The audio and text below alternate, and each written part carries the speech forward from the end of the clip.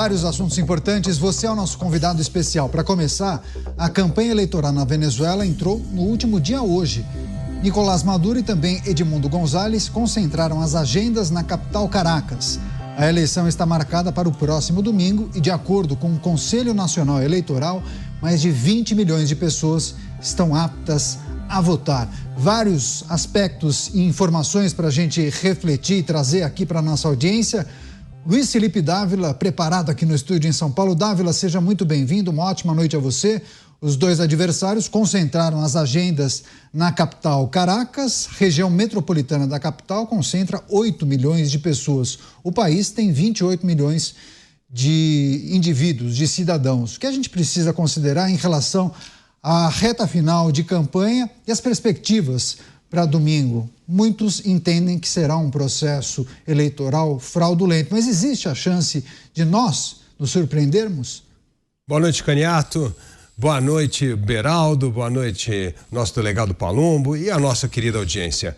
Bom, nós precisamos entender que cada dia que passa, o torniquete da ditadura aperta mais um pouco. Agora, praticamente eliminou qualquer fiscal de urna que tiver alguma, entre aspas, parcialidade política, ou seja, como se fosse no Brasil. Imagina, você não deixa o partido de oposição ter um fiscal lá, porque você acha que isso vai ser uma espécie de infiltrado que vai falsificar votos na eleição. É uma coisa maluca o que está acontecendo na Venezuela. Cada dia Maduro dá mais prova de que ele morre de medo de perder essa eleição e vai usar de todos os mecanismos de Estado para fraudar o resultado e manter-se no poder. Então, assim, é muito difícil, temos de ser realistas, é muito difícil a oposição vencer uma eleição na Venezuela. Todos nós aqui torcemos, apoiamos, queremos ver esse ditador fora do poder e fora da Venezuela, mas é uma situação muito difícil, porque tanto Maduro quanto os seus cúmplices, comparsas desse narco-estado, têm muito a perder. Então eles vão, de qualquer forma, manter-se no poder, fazer tudo que for possível para que eles não percam o poder e acabem presos.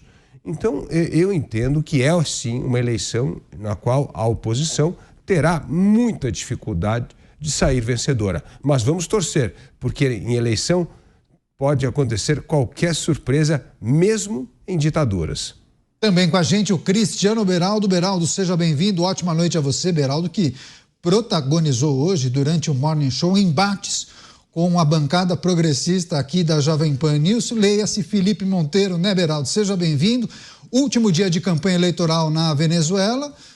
Resta a dúvida se a vontade da população que será manifestada nas urnas será respeitada. Os indícios até aqui levam você a acreditar no quê, hein, Beraldo? Pois é, difícil até saber no que acreditar, Caniato. Boa noite a você, ao Dávila, ao delegado Palumbo e à nossa audiência que nos prestigia todas as noites aqui nos Pingos nos Is, onde a gente trava um debate muito franco, de altíssimo nível, para embasar a nossa audiência com informações que possam ser utilizadas nas reflexões, no entendimento das coisas mundo afora. Muito diferente do que alguns comentaristas, como Felipe Monteiro, acabam usando. O fato é o seguinte, Caniato, quando a gente fala de uma ditadura, sobretudo uma ditadura que vem sendo construída há décadas, começou com Hugo Chávez faleceu, Nicolás Maduro assume o governo da Venezuela e ali se organiza uma combinação de forças que visam saquear o Estado. Eles estão reunidos ali para roubar. Basicamente é isso. Não há um outro propósito muito grande, porque até a questão do exercício do poder, qual é a graça efetiva que tem você exercer poder em cima de uma população de miseráveis? Então, no fundo, o que eles querem ali é dinheiro.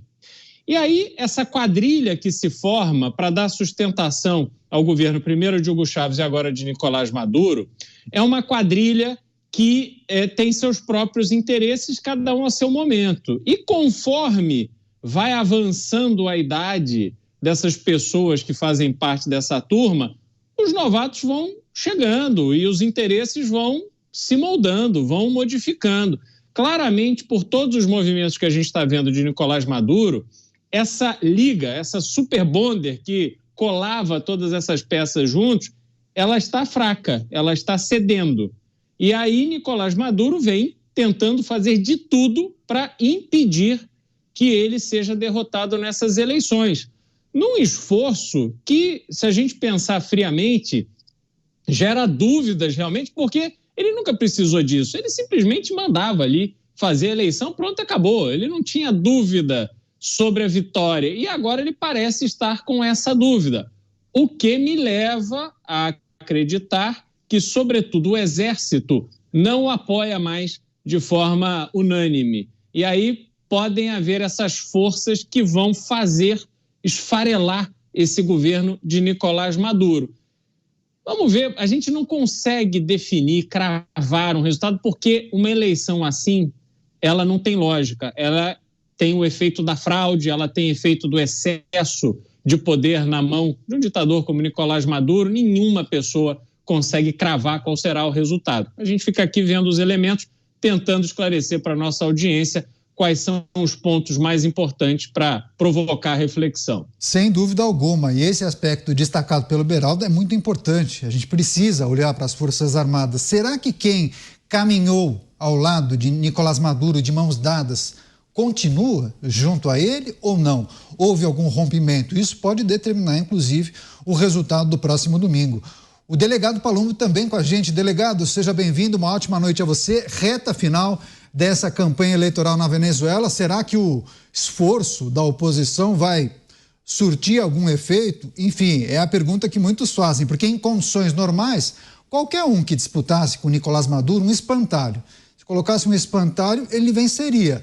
Agora, a gente naturalmente faz essa associação. Bom, ok, se Maduro vencer, então houve fraude. Se Maduro for derrotado, então o processo foi limpo? Dá para pensar dessa forma? Eu não acredito numa eleição limpa lá na Venezuela, não. Eu acho que é uma farsa eleitoral. Boa noite, Caniato, boa noite, Dávila, Beraldo e toda a nossa audiência. O Maduro está completamente deslocado, afrontando, inclusive, aqueles que o apoiam, com declarações que colocam apoiadores contra, como o exemplo que ele fez com o Brasil. É lógico que a gente não vai ter uma eleição limpa, uma eleição genuinamente democrática. Ele não vai aceitar a derrota, porque ele sabe que se perder, provavelmente ele vai acabar atrás da cadeia, ou então ele vai ter que sair do país. E como é que ele vai gastar a sua fortuna? Porque não precisa ser muito inteligente, né? E a gente não pode ser ingênuo, que ele fez bilhões de dólares com a corrupção, com narcotraficância, com tudo que é espúrio, com tudo que é errado.